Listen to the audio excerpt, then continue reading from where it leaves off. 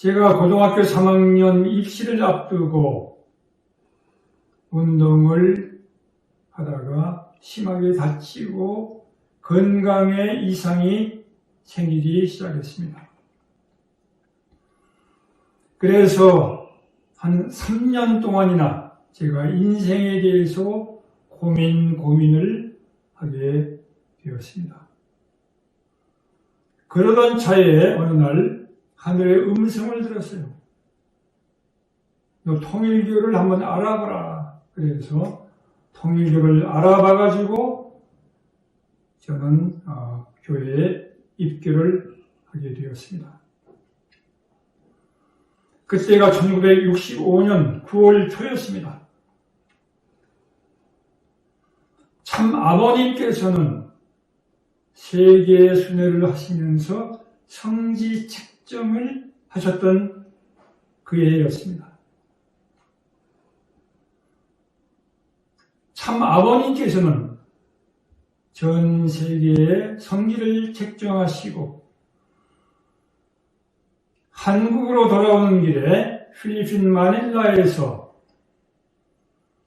그 당시 참 아버님을 수행했던 신의 충모님 최원복 선생, 저희 모친께 한 가지 질문을 던졌다고 들었습니다.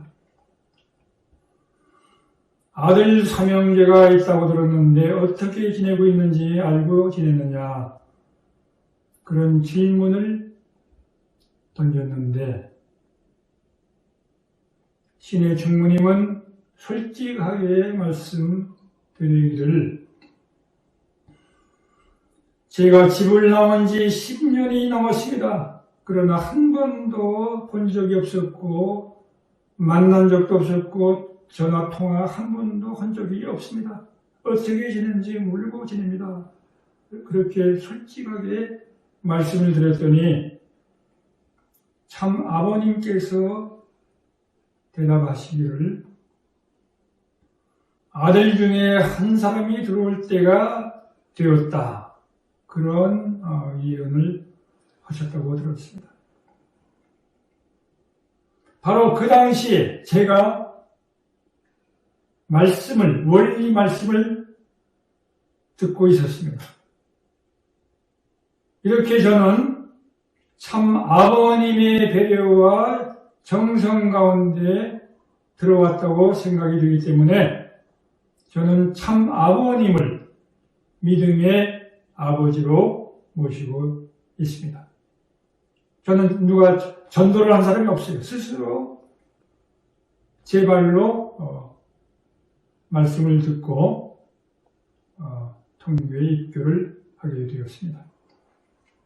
참 아버님께서 이제 성지를 책정하시고 한국에 돌아오셨습니다. 저는 그 당시에 불과 한 달도 못된 식구였죠.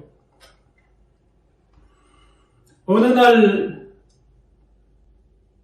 마음이 좀 클클해가지고 제가 원본부교회, 청파동의 원본부교회에 가가지고 기도 정성을 드리고 있었습니다. 혼자서. 그런데 한참 있더니 많은 그 전도대원들이 모이기 시작했습니다. 우리 식구들이 모이기 시작했습니다. 다 모이니까 참 아버님께서 2층에서 내려오셔가지고 집회를 주관을 하셨습니다. 아버님께서 말씀을 쭉 하시더니 저를 바라보시고 준호, 내 이름을 부르시는 거예요. 내 이름을 아는 사람은 한 사람도 없었어요. 근데 어떻게 아셨는지 제 이름을 부르시면서 하시는 말씀이 껌 씹지 말라고, 제가 너무나 무례하게 철이 없이 껌을 씹고 있었어요. 무의식적으로. 아버님 말씀이 너무나 다정하시고 조용조용하게 인지하신 목소리로 저에게 껌 씹지 말라고 그런 말씀을 주셨습니다. 저는 아버님을 한 번도 뵐 적이 없었어요.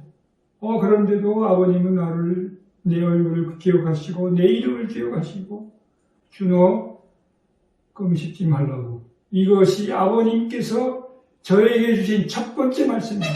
첫 번째 대화입니다. 그로부터 저는 부모님을 모시면서 1965년 9월부터